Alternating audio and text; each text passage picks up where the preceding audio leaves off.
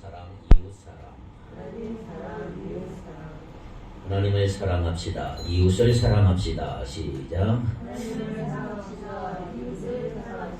이게 하나님의 큰 계명이지요. 제가 오래전에 읽었던 유명한 책이 하나 있는데 그것은 러시아의 문호 톨스토이가 지은 단편 소설 사람은 무엇으로 사는가 이런 책이 있습니다. 여러분 한번 읽어보면 좋겠어요. 사람은 무엇으로 사는가? 무엇으로 살까요? 톨스토이는 단편들을 쓸 때 성경 구절을 함께 적어놓습니다. 이 단편 앞에는 요한 1서 3장과 4장의 구절들을 몇 개 적어놓았습니다. 그러니까 사람은 무엇으로 사는가 결론부터 말하면 사람은 사랑으로 산다는 것을 말하고자 하는 책입니다. 사람은 뭐로 살아요? 사랑으로 삽니다. 자, 그 내용은 이렇습니다. 구두를 만드는 시몬이라고 하는 사람이 있었는데 어느 농부집에 새들어 살고 있었습니다. 그런데 시몬은 구두를 만들 양피 가죽을 사러 갔다가 그동안 구두를 수선해준 자기 주인 농부에게 돈을 받지 못한 것에 대해서 늘 분하게 생각을 했습니다. 홧김에 술을 마시고 얼큰하게 취해서 집으로 돌아오고 있었습니다. 그런데 긴 모퉁이 교회 앞 길가에서 완전히 벌거벗은 몸으로 추위에 떨며 앉아있는 한 남자를 발견을 합니다. 시몬은 이 벌거숭이 남자를 보고 술도 취했겠다 그냥 지나치려다가 양심의 가책을 느끼고 다시 돌아와 자기 외투를 벗어서 그 사람에게 입히고 자기 집으로 데려왔습니다.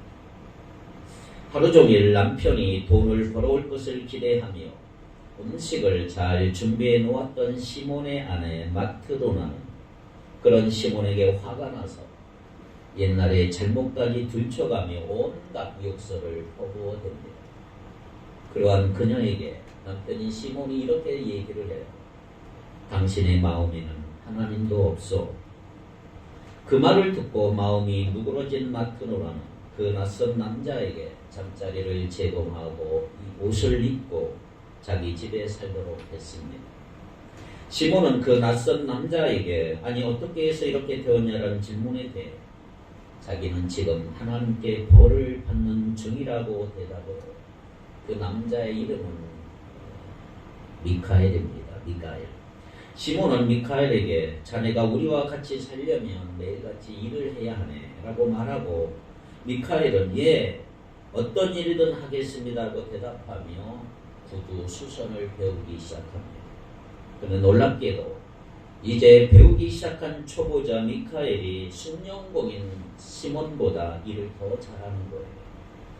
머리가 얼마나 영리한지 한 번만 시몬이 시범을 보이면 미카엘은 그걸 완벽하게 따라서 만드는 것입니다.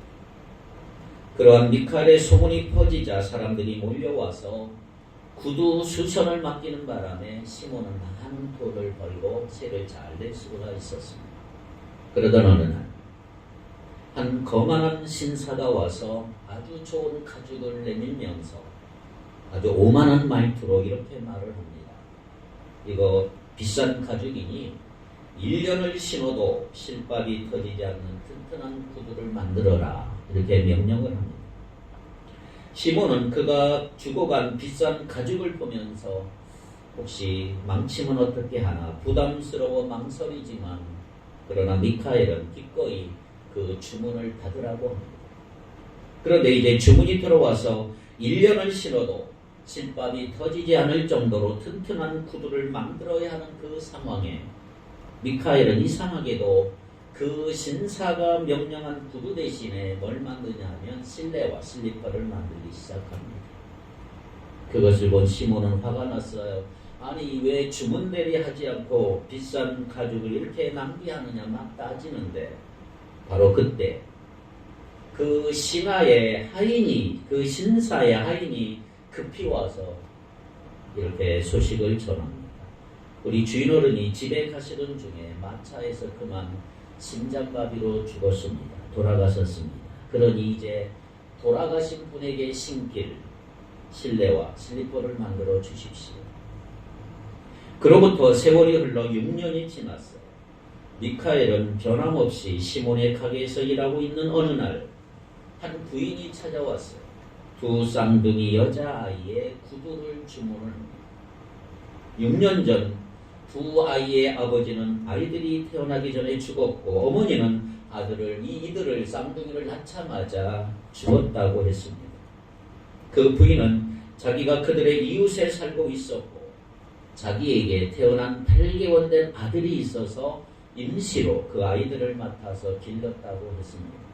그런데 자기 아이가 그만 병으로 죽고 방앗간 사업이 잘 되어서 부인은 이 쌍둥이 아이들을 맡아서 자기 아이처럼 사랑하며 소중히 지금까지 키워왔다라고 말합니다. 이 말을 들은 시몬의 아내 마트로나는 부모 없이는 살아도 하나님 없이는 살 수 없다라고 말합니다. 그 부인이 떠나자 그때 미카엘이 갑자기 작별 인사를 합니다. 그리고 미카엘에게서 빛이 나기 시작을 했습니다.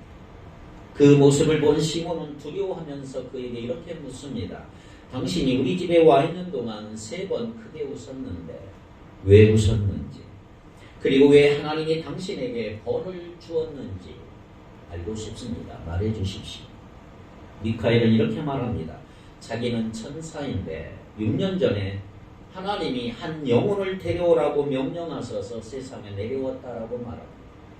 그가 하나님이 데려오라고 하신 그 여자에게 갔더니 그녀는 남편이 나무에 깔려 죽고 쌍둥이를 낳았는데 아이들을 먹이고 키워서 제 힘으로 설 수 있을 때까지 제발 자기 영혼을 데려가지 말라라고 미카엘에게 간청했다는 것입니다.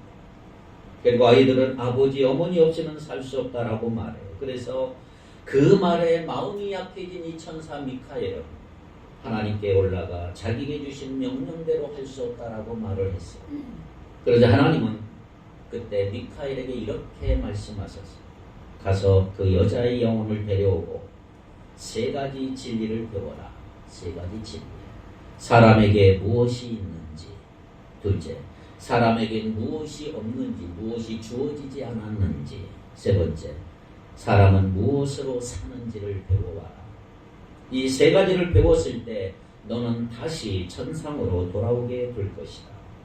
그래서 미카엘은 다시 지상으로 내려와서 그 여인의 영혼을 붙들고 데려가기 위해 마을 위를 막 날아 올라갔는데 그때 강력한 바람이 불어서 날개를 꺾이고 여자의 영혼이 홀로 하나님께 날아가는 동안 미카엘은 지상으로 추락하고 말았어요.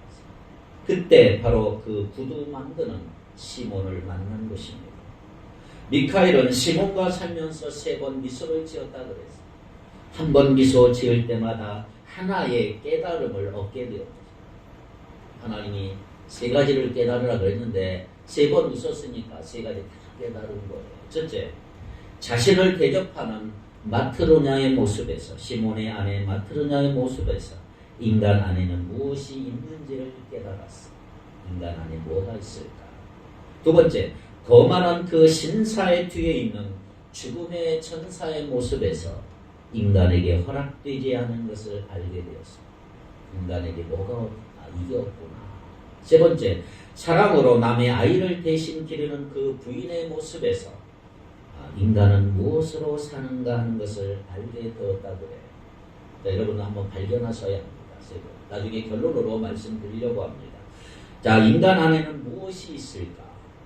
2번째, 인간에 없는 것, 허락되지 않은 것은 무엇일까? 3번째, 인간은 무엇으로 사는가? 자, 오늘 본문은 그런 내용이에요. 성경에서 우리가 사랑장을 찾으라 그러면 고린도전서 13장을 찾습니다. 그런데 사랑이 언급된 횟수를 고려하면 오늘 본문이 진짜 사랑장이라고 할 수가 있어요. 그리고 요한일서 4장, 5장 사랑장. 첫째, 사랑은 두려움을 추방한다는 것입니다. 이게 16절로 18절에 나와 있어요. 우리가 서로 사랑하면 눈에 보이지 않는 하나님을 우리 안에서 체험할 수가 있는 것입니다. 할렐루야. 한 가지 더 있어요. 16, 17절을 같이 읽겠습니다. 16, 17 시작. 하나님이 우리를 사랑하시는 사랑을 우리가 알고 믿었노니 하나님은 사랑이시라. 사랑 안에 거하는 자는 하나님 안에 거하고 하나님도 그의 안에 거하시느니라. 이로써 사람이 우리에게 온전히 이루어진 것 같은 우리로 심판날에 담대함을 가지게 하려 하느니 주께서 그러하심과 같이 우리도 이 세상에서 그러하니라. 아멘. 자, 사랑은 두려움을 추방한다고 그랬어요. 또 하나님의 사랑 안에서 우리가 서로 사랑하면 심판날에 담대함을 가질 수 있다. 사람이 두려움을 이긴다는 거예요. 우리는 보통 사랑의 반대는 미움이라고 생각하는데 성경은 사랑의 반대가 뭐냐? 두려움이라. 두려움. 우리가 서로 사랑하면 우리의 사랑이 온전히 이루어지는데 하나님의 사랑이 우리 속에서 열매 맺게 된다는 것입니다. 그리고 하나님의 사랑이 우리 속에서 열매를 맺게 되면 17절 말씀대로 예수 그리스도께서 사신 대로 또한 우리도 세상에서 그렇게 살게 되는 줄 믿습니다. 그러니까 주님께서 완벽한 사랑으로 세상을 사랑하신 것 같이 우리도 주님을 닮아 그러한 주님의 사랑으로 서로를 사랑하게 된다는 것입니다. 자, 우리가 그렇게 서로 사랑하면 어떻게 될까요? 심판 날 때 두려움이 없어진다. 두려움이 없어진다. 이 말은 우리가 서로 사랑하지 않으면 엄청난 심판을 당하게 된다 이 말이 아니고 우리가 서로 사랑하면 최후 심판에 대한 두려움이 사라진다는 거예요. 다른 말로 말하면 우리가 서로 사랑할 때 두려워하지 않을 수가 있다. 두려움은 떠난다. 저자인 사도 요한은 이 점을 사랑과 두려움의 관계라는 것으로 보여주고 있어요. 18절 다시 한번 읽어볼까요? 18절 사랑 안에는 두려움이 없고 온전한 사랑이 두려움을 내쫓나니 두려움에는 형벌이 있습니다. 두려워하는 자는 사랑 안에서 온전히 이루지 못하였느니라. 예, 우리가 어떤 사람을 사랑하면 그 사람을 두려워하지 않는다 이 말이에요. 사랑하는데 두려워할 수가 있을까요? 사랑은 본질적으로 두려움을 추방하는 특징이 있어요. 사랑하면 두렵지 않습니다. 어느 날 운전하고 갈 때 경찰차가 뒤에서 나타나면 여러분 어때요? 이상하게 마음이 움찔해요. 내가 잘못 안 했는데도 찝찝해요. 자, 이런 장면을 한번 생각해 보세요. 상상해 보세요. 자녀의 학교에 갈 일이 있어서 운전하고 가는데 경찰차가 내 차 뒤에 막 따라와. 괜히 마음이 불안해지고 두려움이 생겨요. 내가 뭐 잘못했나? 신호위반했나? 잘못한 게 없는데 곧 같은 데로 가겠지. 이렇게 하고 쭉 가는데 계속 경찰차가 내 차를 따라오는 거예요. 점점 불안해지는 가운데 두려운 마음으로 학교에 도착해서 내 아이의 교실로 갑니다. 그런데 경찰차도 차에서 내리더니 내가 간 곳으로 가는 거예요. 점점 불안해지지 않겠어요? 교실에 도착하니 아이가 반갑게 뛰어나오며 안겨요. 그 순간 다른 아이도 막 뛰어나오더니 그 경찰관의 품에 안기는 것입니다. 아, 저 아이 아빠였구나. 사람들은 경찰을 두려워해요. 그러나 그의 자녀는 아빠를 전혀 두려워하지 않습니다. 왜요? 사랑하는 아빠이기 때문입니다. 사랑의 관계가 있기 때문이죠. 18절에 그 말입니다. 두려움에는 형벌이 있으리라. 두려워하면 형벌을 받는다는 뜻이 아니라 사실 최후 심판에 대한 두려움은 본질적으로 내가 혹시 형벌을 받지 않을까라고 하는 두려움인데 형벌에 대한 두려움이 있다 이 말은 사랑 안에서 온전히 이루지 못했기 때문이다 이 말이에요. 다시 말씀드리면 아직 사랑을 완성하지 못했다는 우리의 마음.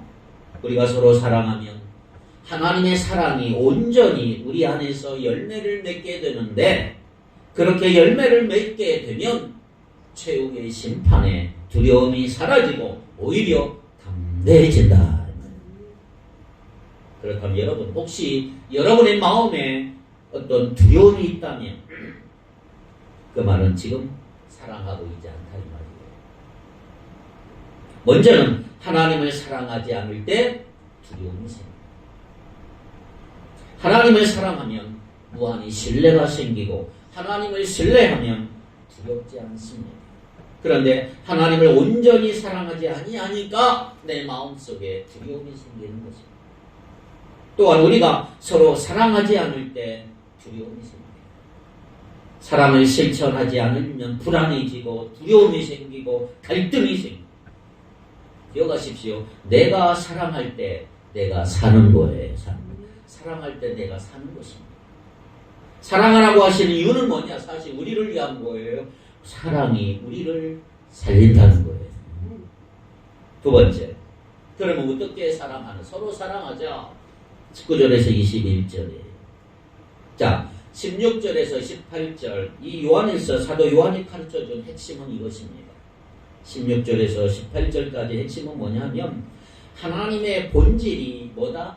사랑이기 때문에 우리가 서로 사랑하자. 하나님의 사랑이 예수 그리스도 외아들로 하여금 우리 죄를 위한 화목제물이 되도록 내어주신 것으로 나타났으니 우리가 서로 사랑하자. 우리가 서로 사랑하면 보이지 않는 하나님이 우리와 함께 계시는 것이 체험되기 때문에 서로 사랑하자. 사랑은 최후 심판의 형벌에 대한 두려움을 추방하는 것이니 우리 서로 사랑하자. 할렐루야. 자, 이렇게 서로 사랑하는 근거들을 쭉 제시한 다음에 마지막으로 그것을 여기에서 요약해서 서로 사랑할 것을 사도 요한은 호소합니다. 19절입니다. 19절 시작. 우리가 서로 사랑하면 그가 먼저 우리를 사랑하셨습니다. 자, 우리가 서로 사랑해야 될 근거가 뭐라고 그래요? 하나님의 사랑. 그가 먼저 우리를 사랑하셨습니다. 우리의 사랑은 하나님의 사랑에 근거하고 있다. 하나님이 우리를 먼저 사랑하셨기 때문에 우리도 사랑하는 게 가능해졌어.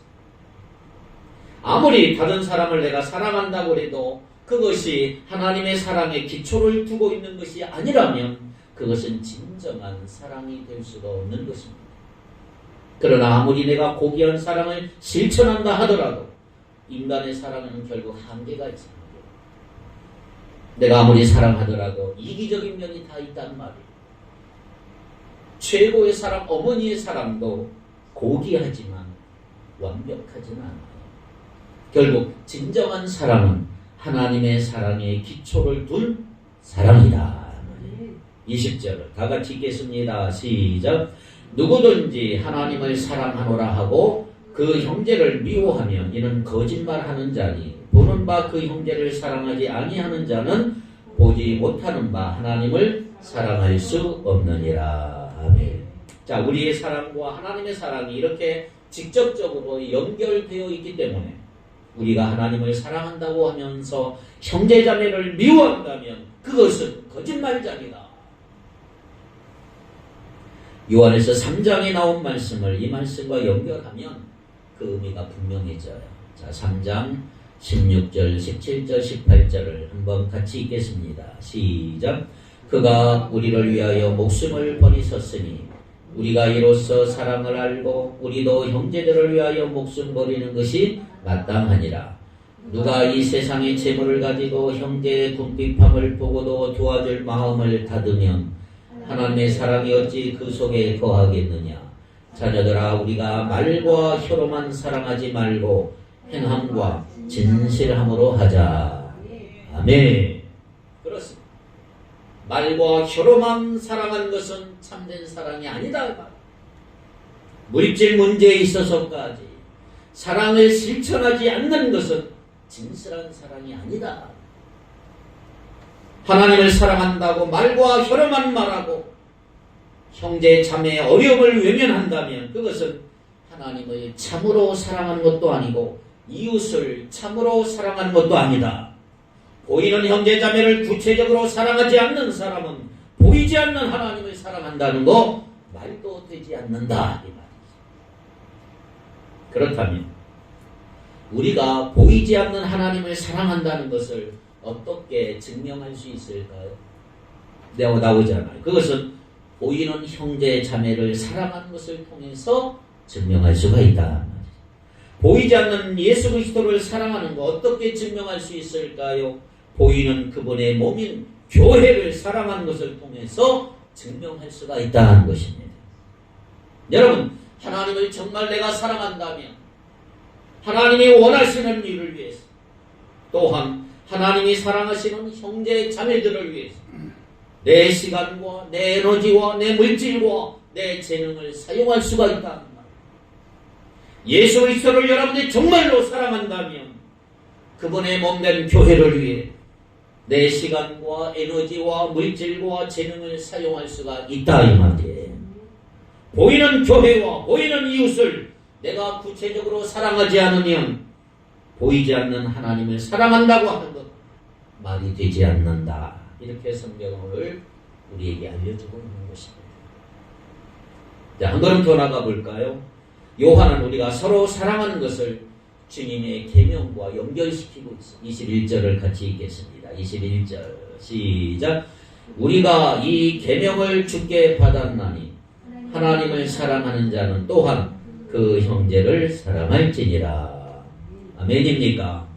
자, 예수님은 우리가 서로 사랑해야 될 것을 계명으로 주셨지. 계명. 자, 하나님과 이웃을 사랑하라. 가장 큰 계명 어디에 나와요? 마태복음 22장 37절부터 40절 같이 읽겠습니다. 시작. 예수께서 이르시되 내 마음을 다하고 목숨을 다하고 뜻을 다하여 주 너의 하나님을 사랑하라 하셨으니 이것이 크고 첫째 되는 계명이요 둘째도 그와 같으니 내 이웃을 내 자신같이 사랑하라 하셨으니 이 두 계명이 온 율법과 선지자의 강령이니라. 아멘. 가장 큰 계명 하나님을 사랑하고 이웃을 사랑하라. 두 번째 계명이 뭐예요? 세 계명. 내가 너희를 사랑한 것 같이 너희도 서로 사랑하라. 요한복음 13장 34, 35 시작. 새 계명을 너희에게 주노니 서로 사랑하라. 내가 너희를 사랑한 것 같이 너희도 서로 사랑하라. 너희가 서로 사랑하면 이로써 모든 사람이 너희가 내 제자인 줄 알리라. 아멘. 새 계명. 내가 너희를 사랑한 것 같이 너희도 서로 사랑하라. 그렇습니다. 우리는 주님의 계명에 따라 하나님을 사랑하며 형제 자매를 사랑해야 한다 이 말이에요. 그래서 우리가 서로 사랑해야 되는 근거는 뭐예요? 하나님의 말씀이에요. 주님의 말씀. 주님께서 하라고 하셨기 때문에 하는 거예요. 그리고 주님의 말씀에 순종하는 사람은 진정한 자유와 기쁨과 감격과 평안을 맛보게 되고 풍성한 삶을 살게 될 줄 믿습니다. 그렇다면 우리의 신앙생활에서 가장 중요한 게 뭘까요? 사랑의 관계입니다. 관계. 하나님과의 사랑의 관계, 이웃과의 사랑의 관계. 이게 거룩입니다. 자, 우리가 거룩이라고 할 때 하나님과 사랑의 관계 속에 있고 이웃과 사랑의 관계 속에 있을 때 표현되는 그 삶이 바로 거룩이라고 할 수가 있어요. 거룩. 이웃과의 관계가 정말 사랑으로 되어 있다면 이웃에게 해야 할 일이 있고 해서는 안 될 일이 있어요. 이웃을 향해서 해야 할 일은 하고 해서는 안 될 일을 하지 않는 사람, 거룩한 사람. 이웃을 해줘야 할 말은 하고 하지 말아야 될 말은 안 하는 사람, 거룩한 사람. 사랑의 관계가 깨지는 일은 안 하고 사랑의 관계를 돈독하게 하는 일을 하는 사람, 그 사람이 거룩한 사람이라고 할 수가 있는 것입니다. 여러분, 하나님과의 관계도 마찬가지. 내가 해야 할 일이 있고 하지 말아야 될 일이 있어. 하나님과의 관계를 더 깊게 해주는 일은 하시고 하나님과의 관계 멀어지게 만드는 것 하지 않는 사람, 거룩한 사람이다. 그래서 거룩은 끝에 가면 사랑입니다. 결국 사랑의 관계가 중요한, 그것을 위해서 하나님과의 관계에서도 이웃과의 관계에서도 해야 할 것이 있고 하지 말아야 될 것이, 이걸 잘 지키는 여러분 되기를 바랍니다. 여러분 정말 하나님을 사랑하고 싶다면 자꾸 예배하며 기도하고 싶어져. 정말 이웃을 내가 사랑하고 있다면 지적질과 비난이 아니라 자꾸 격려하고 싶어질 것입니다. 진짜 거룩과 진짜 사랑은 남을 정죄하지 아니하고 격려해주는, 깎아내리지 않고 세워주는 것입니다. 그렇다면 여러분, 내가 정말 거룩한 사람인지, 내가 정말 사랑을 실천하고 있는지 어떻게 알 수 있을까? 이상하게 그 사람만 있으면 왠지 어둡던 분위기가 밝아지고 절망했던 절망적인 분위기가 소망으로 바뀌고 부정적인 분위기가 긍정적이 되고, 그런 것이 사랑을 실천하고 있다는 증거라고 할 수가 있죠. 그런 사람이 정말 거룩한 사람이란 말이에요. 그런 사람이 될 수 있기를 축복합니다. 거룩한 성도들이 되자. 그러나 반대로 나만 나타나면 사람들이 어두워지고 회피하는 사람이 된다. 굉장히 불행한 일. 여러분, 사랑의 사람이 되길 바랍니다. 거룩한 사람이 되길 바랍니다. 옆 사람한테 사랑의 사람이 되길 바라고 거룩한 사람이 되길 바랍니다. 옆 사람 한번 우리 격려합시다.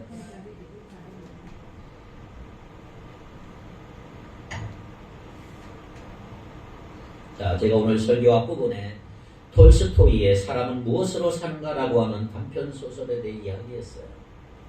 하나님은 미카엘에게 인간 세상에서 세 가지를 깨달으라고 하셨어요. 여러분 깨달으셨나요? 세 가지. 첫째, 사람에게 무엇이 있고, 두 번째, 사람에게 무엇이 주어지지 않았고, 세 번째, 사람은 무엇으로 사는가, 이걸 깨달으라고 미카엘을 보냈어요. 천사였던 미카엘이 땅으로 추락해서 인간이 되어서 벌거벗은 몸으로 차가운 길바닥에서 웅크리고 있을 때, 그러던 자신을 시몬이 발견하고 집으로 데려와주고, 또 그의 아내 마트로나가 대접하는 것을 보고, 아, 사람에게는 사랑이 있다는 것을 깨달았어. 사람에게는 사랑이 있다. 두 번째, 한 신사가 와서 1년을 신어도 끄떡없는 구두를 주문했지만 그가 곧 죽을 것을 알았기에 미카엘은 사람에게 무엇이 주어지지 않았는지를 알았어. 사람에게는 자신에게 필요한 것을 아는 힘이 주어지지 않았던 것입니다. 1년 동안 신어도 튼튼한 구두를 만들어 달라고 했지만 불과 1시간 후면 죽을 것도 인간은 몰랐던 것입니다. 그것을 알 수 있는 힘이 주어지지 않았기 때문입니다.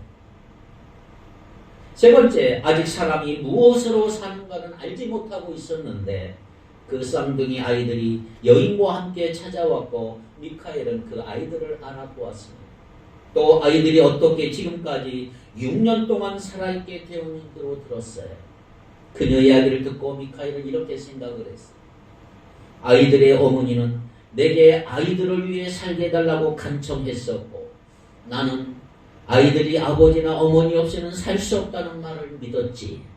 그러나 이 여인은 아무런 관계도 없는 사람이면서 저 아이들을 보살피고 키웠구나.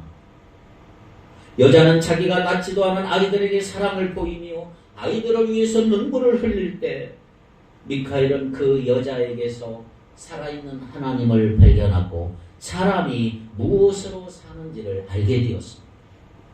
그러면서 완전히 천사의 모습으로 변하여 미카엘이 하늘로 올라가기 전에 시몬과 아내인 마트로나에게 이렇게 말을 했습니다. 저는 모든 사람이 자신을 위한 걱정이 아니라 사랑으로 산다는 것을 배웠습니다.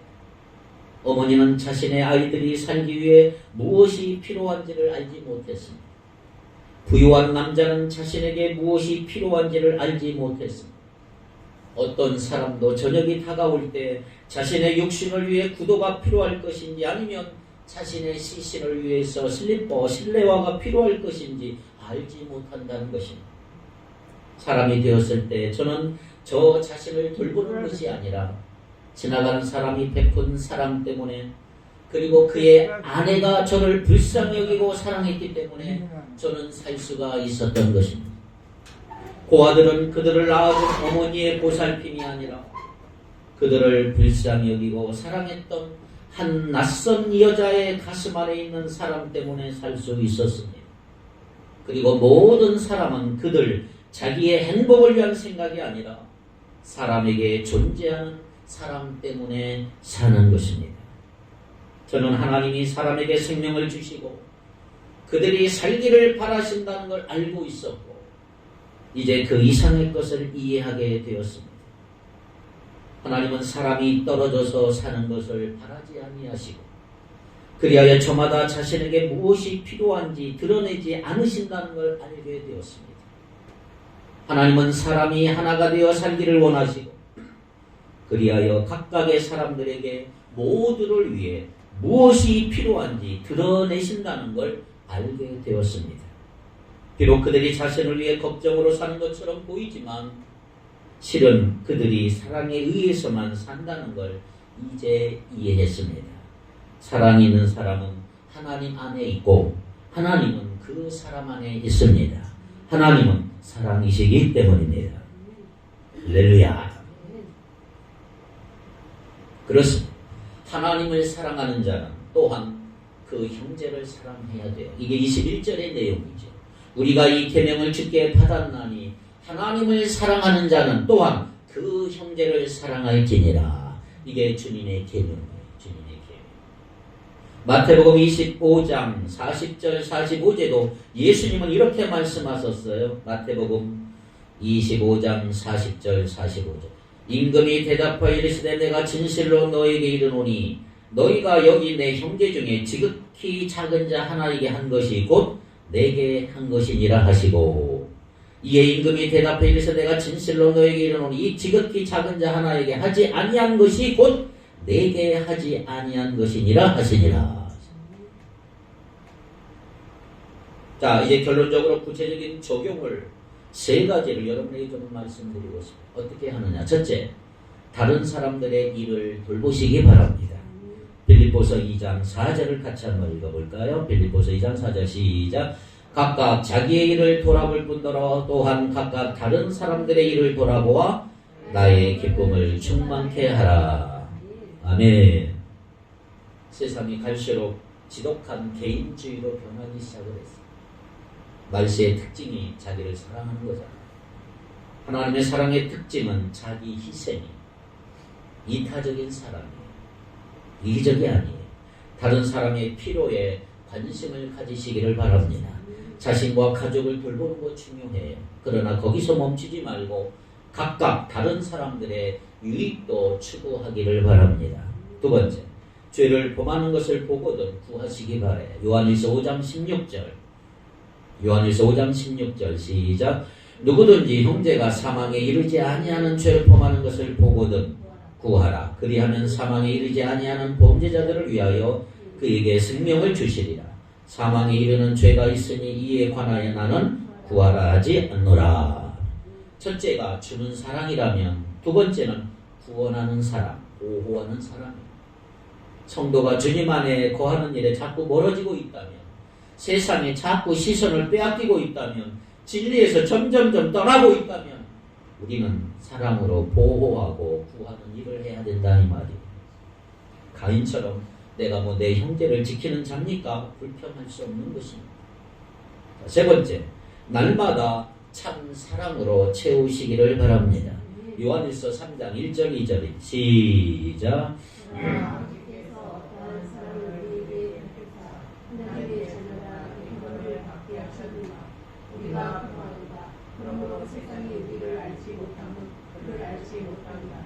사랑하는 자들아, 우리가 지금은 하나님의 자녀라. 장래에 어떻게 될지는 아직 나타나지 아니하였으나 그가 나타나시면 우리가 그와 같을 줄을 아는 것은 그의 참모습 그대로 볼 것이기 때문이다. 아멘.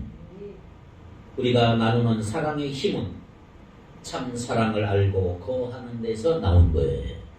그 사랑에 감격하는 자만이 그 사랑으로 채워져서 성도에게 그 사랑을 흘려보낼 수가 있는 거예요.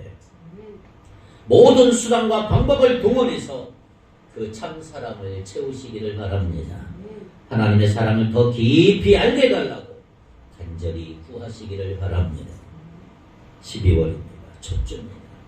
한 달 남은 이 계절에 사랑이신 하나님을 믿고 바로 이 사랑을 실천해 나가는 거룩한 사람들이 되시기를 주님의 이름으로 축복합니다. 기도합니다.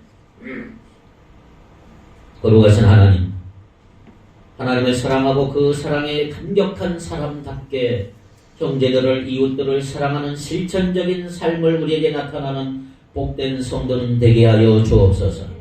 말과 혀로만 사랑하지 말고 행함과 진실함으로 사랑하게 하시고 예수님 안에 거함으로 우리 모든 기도 제목을 응답받는 우리 모두가 되게 하여 주옵소서.